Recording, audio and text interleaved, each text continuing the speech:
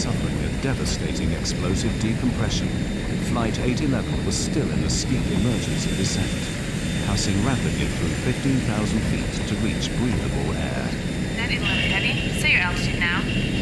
Leaving 15. United 811 Heavy, we're out of 15.5. United 11, roger. I think we blew a door or something. Tell a flight attendant to get prepared for an evacuation. The crew finally began to level out at a safer altitude, but they now faced a barrage of problems. The most immediate was the disintegration of the number 3 engine, nearest to the explosion. We don't have any fire indications? I don't have anything.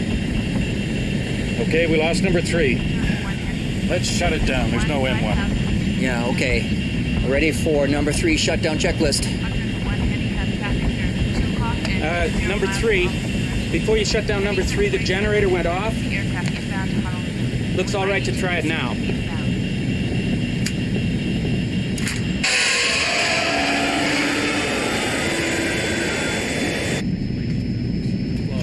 Well, that stopped the vibration anyway. Fuel jettison procedure, main boost pumps on. Center, United 811. We need the equipment standing by. Company notified, please. Got a control problem. Roger. Center wing, left, right, valves on. Start dumping the fuel. I am dumping. One stewardess had been seriously injured by falling debris. As Laura Bretlinger helped her, the full gravity of their situation suddenly became clear. As I'm holding her in my arms, I looked up, and as I looked up, that was the first time I saw this tremendous hole on the side of the aircraft that was just a void, and seats were missing, and I immediately knew that we had lost passengers. 5 rows of seats had been blown out in the decompression, killing 9 passengers. On the flight deck, the crew had turned the stricken plane back to Honolulu, but with 80 miles still to go, the crisis now got far worse. We got a hell of a control problem here. I got almost full rudder on this thing. Are you dumping as fast as you can? I'm dumping everything. We got a problem with number 4 engine? Yeah. Debris from the explosion had also damaged the number 4 engine. If it failed completely, the implications were severe. If you're on 2 engines and you weigh 700,000 pounds, that is a big deal. Simply because with that kind of weight, 2 engines are not going to keep you in the air. You're going to come down.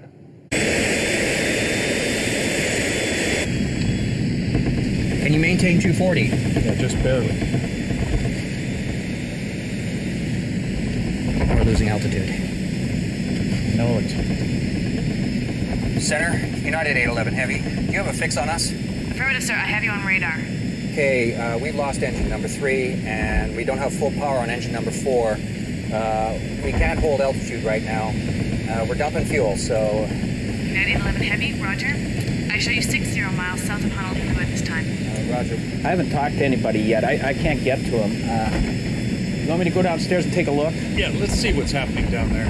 I think we lost a compressor, but... Can't hold altitude. Yeah, I told him that we're Put gonna... some max on there. I got takeoff power on this thing. Whatever you need, Captain. Although the number 4 engine was failing, the pilots pushed it, along with the remaining engines, to full power, a setting they should not be run at for more than 4 minutes. But the nearest land was 15 minutes away. I look out the window on the right-hand side, and I see flames, big flames. And I know what flames in an engine means. It's not good. The pilots were unaware that the number 4 engine was now on fire. You got 250 knots now. That's good. 7,000. Yeah, we're getting more rumble. Watch your heading. Watch your heading. You want to go direct Honolulu. Okay, I'm going to go downstairs and see what the hell is going on. Yeah. Go ahead and run down and see what's happening. I saw the flight engineer descend down the stairwell. And when I saw him, my relief was, oh my God, they're alive. And there was a huge sense of relief for me. He saw the hole, turned as white as a sheet, and I screamed to him, dear God, please get us down. You've got a fire out there. Oh yeah, we got a fire in number 4. Go through the procedure. Shut down the engine. You're not going to be able to hold this altitude on 2.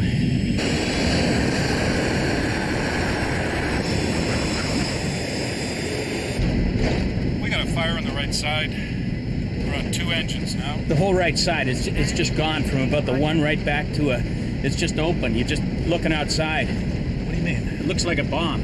Fuselage? Yeah, the fuselage. It's just open. Okay, it looks like we got a bomb that went off on the right side.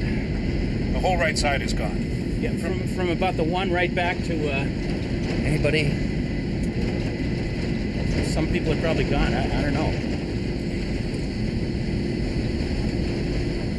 I knew that we had lost people.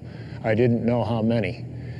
In fact, I didn't know until the next day how many were lost.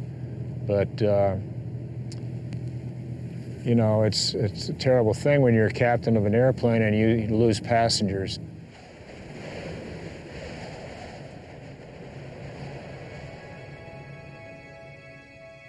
Lee Campbell, flying home to New Zealand, was sitting in row 10, just in front of the cargo door. I woke up with such a start because I'd seen Lee standing by the bed, just with a grey jacket over his arm and a small smile on his face. And of course, as I woke up, it faded, wasn't there. And then we woke up in the morning, we discussed this. I said, oh, you know, that was strange in the night, but it was such a vivid dream. Lee was standing there. And then the radio came on, and the first item of news is that there'd been a problem with the United aircraft. And I said, that was Lee, that's Lee's. And my blood just ran cold. I knew he was dead from that moment.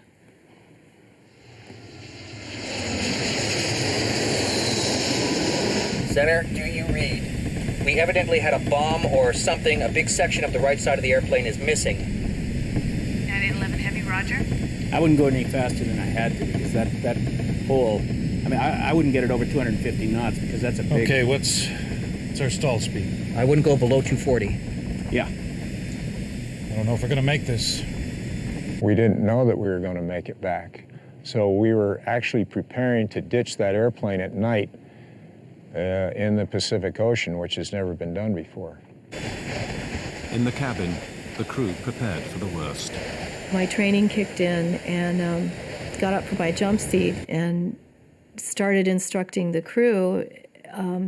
We have to prepare the cabin. We have to, you know, prepare for a ditching, which I thought was inevitable.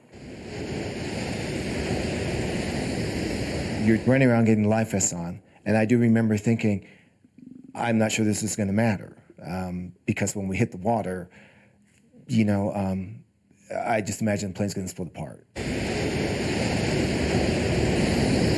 I knew that if we hit the water, it'd be tantamount to hitting the ground, and there would be very few, if any, survivors. So my mind went to the things that meant something to me, and at that point in my life, it was my son. Believing they were going to die, one passenger took these photographs in the hope they'd be found in the wreckage and give clues to the cause of the crash. For 15 minutes, the plane steadily lost altitude. Then, at 4,000 feet, the first glimmer of hope. After an imponderable time, I remember one of the passengers began to point out one of the windows on the right side. And everybody looked. And we looked through this little window from wherever we were, and we could see a point of light, and another point of light, and another point. And pretty soon, you could make out a coastline. Okay, I got lights over here. Okay. Okay, we're at 4. We're 21 miles out. We're in good shape. At Honolulu Airport, an emergency was declared. All other aircraft were diverted, and the rescue services prepared for the crash landing of a fully loaded airliner.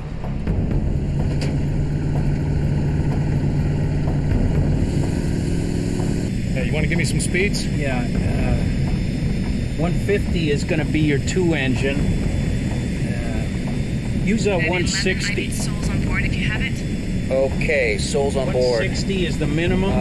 Stand by, United 811 Heavy. I don't know how many's on board. 200 and... I don't have the paperwork in front of me here. We're too busy right now. 200 and something. Okay. 6 minutes from the airport, the crew now had to slow the overweight plane for landing. But the effect of this was unknown. What's going to happen when I start coming out with flaps and landing gear? We're either going to land on the airport, in the water, or downtown Honolulu.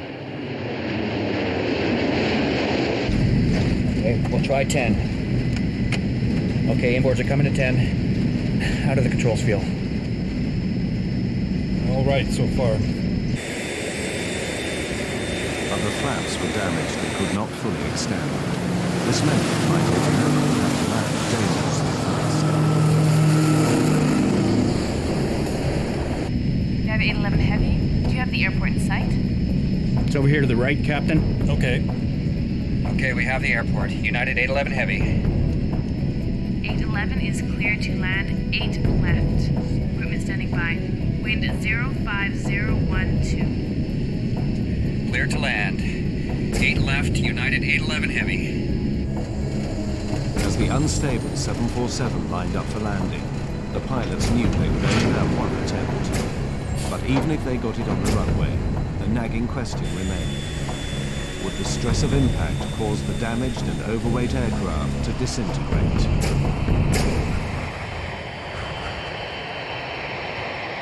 Severely damaged, with an unstable airframe and losing altitude on just 2 engines, Flight 811 now began its final approach to Honolulu. 2-engine approach. 2-engine approach. We still had no idea how far off the ground we were, if we were going to make it to Honolulu or not. But that seemed like an appropriate time. If we were somewhere around land, that we're probably going to try and land somewhere to get the passengers in their brace positions. So that's when we started yelling for them to get down into brace positions.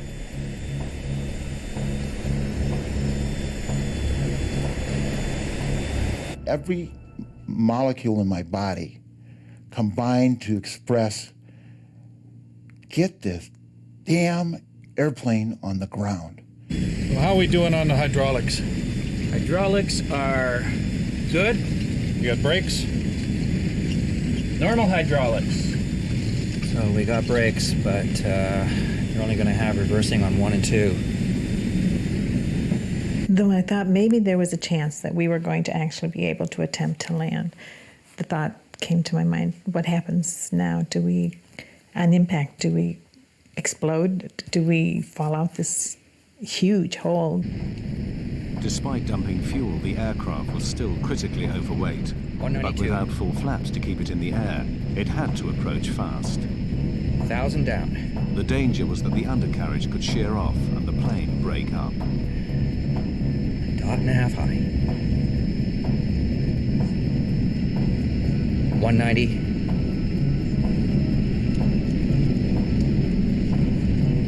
185. A little slow, Dave. It's below what we want.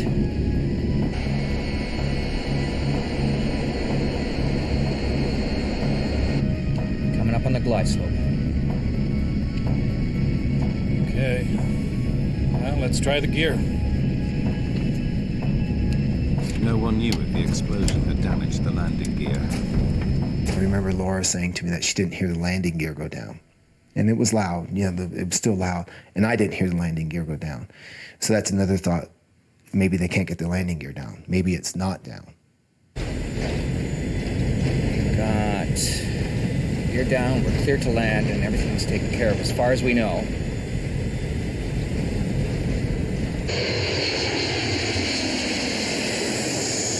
$200. 195. Half a dot high. Looking good. 192. 195. Coming off on the power. 100 feet.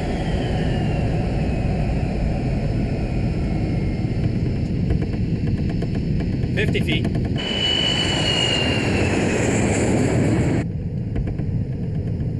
Center the trim. Center the trim. 30. 10. 0. We're on.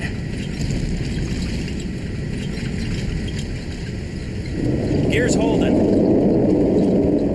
We landed. It felt fast. And that was my next concern, is that we weren't going to stop at the end of the runway, that we were just going to keep going.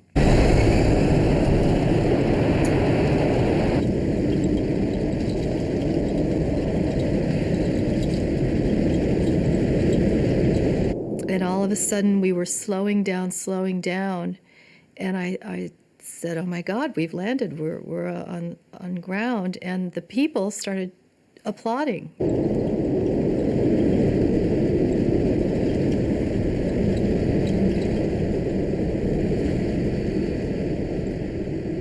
Probably the best landing I've ever made. When we finally stopped on the runway, we deployed all 10 chutes, and the flight attendants evacuated all the passengers. It's amazing how fast everyone went. My understanding is like less than 45 seconds, 330 people were off the airplane.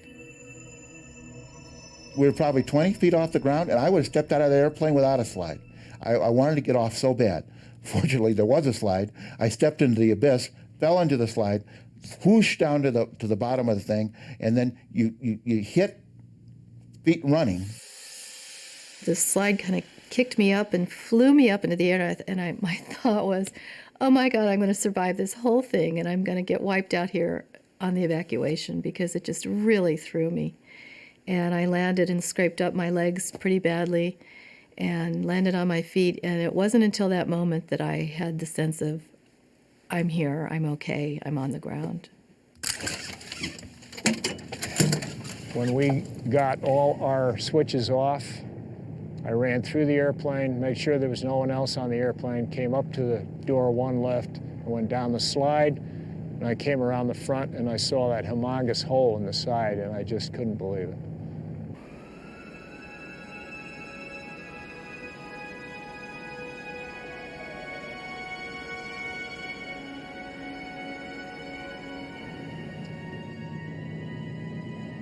By the grace of God, we made it, and it was an awesome experience. I would never want to go through that again. It was crazy, it was wild, it was scary, all at the same time.